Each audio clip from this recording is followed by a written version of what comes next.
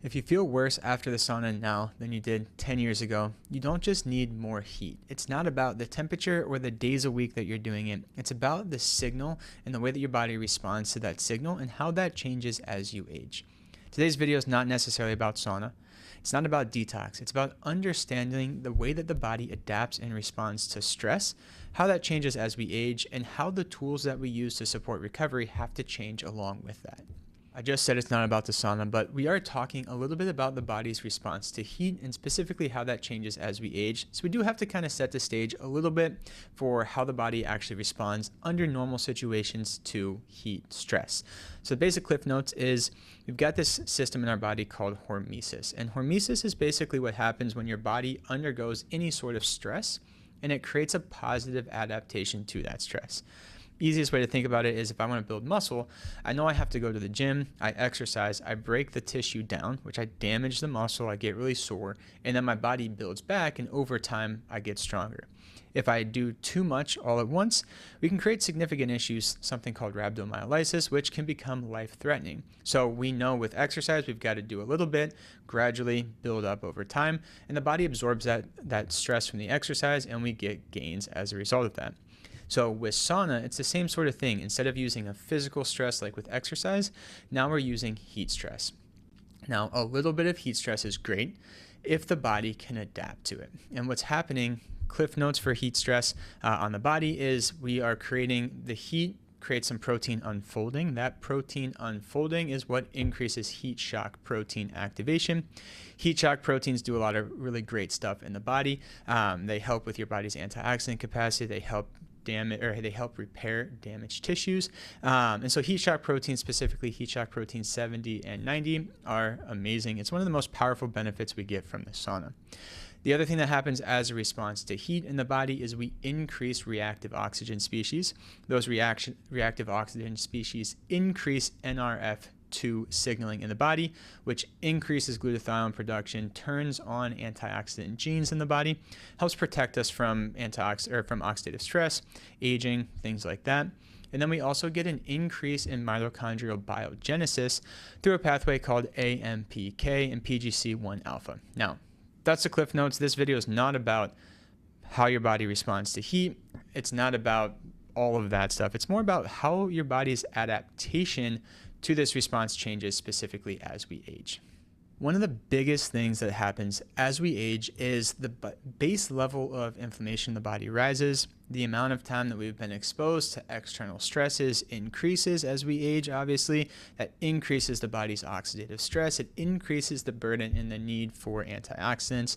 We end up with nutritional deficiencies, with energy production issues, decreased mitochondria. All of this means that those great benefits that we just talked about that happen when you expose your body to heat, we can't actually create a positive beneficial effect from this. We get an increase in what's called our allostatic load. An allostatic load is basically how much stress is your body under.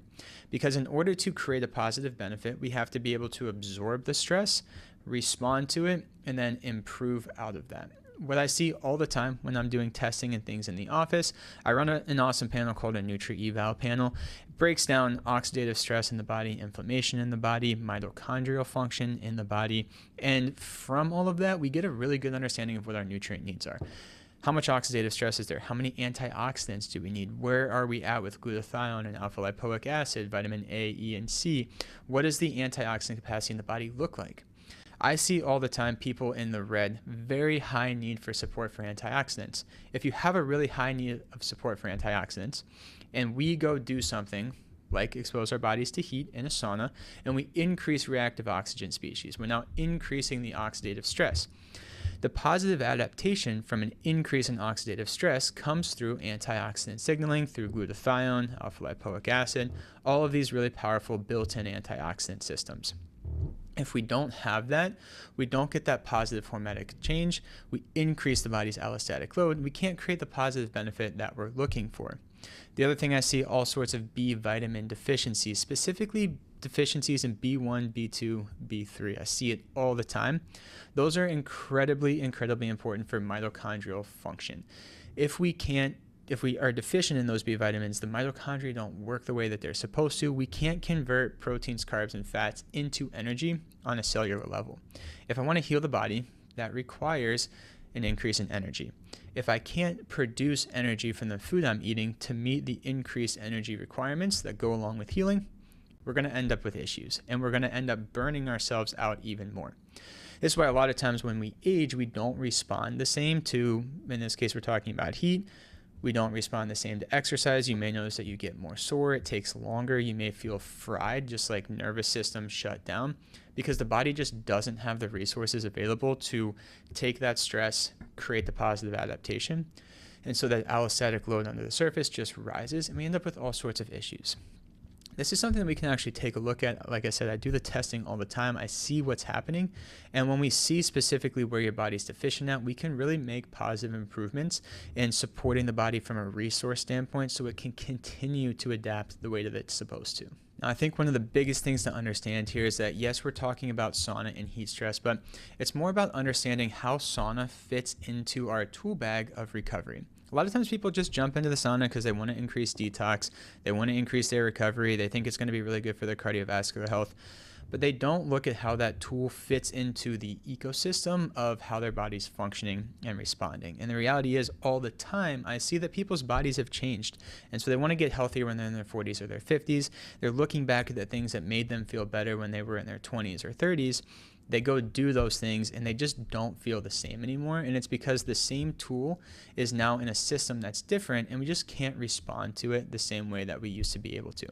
So starting with understanding where your body's at from a physiological standpoint and what the adaptive response looks like in the body. If we can work to support the adaptive response, now we can start to plug and play these different tools into a system that can absorb the stress from the tool and actually create a positive benefit. And it doesn't mean sauna is bad anymore. It just means that we have to understand how that fits into the greater picture and how we can support the body to absorb the stress. I've got a lot of videos coming up where we're going to talk all about the stress responses in the body, how we can improve those, how we can fit these different tools into those systems. So if you got anything out of this video, if you want to learn more about how your body adapts to stress as you age and how you can use different tools to support your body at different points in time, like the video, subscribe. If you want to learn more about the testing I briefly talked about, drop test in the comments below, and I'll get you more information about how you can get started and run that test so that you can see exactly what's going on within your body. And again, don't forget to like and subscribe and keep watching videos on the channel so that you can learn more about how your body adapts and responds to stress and how you can support the aging process and age with grace. Take care.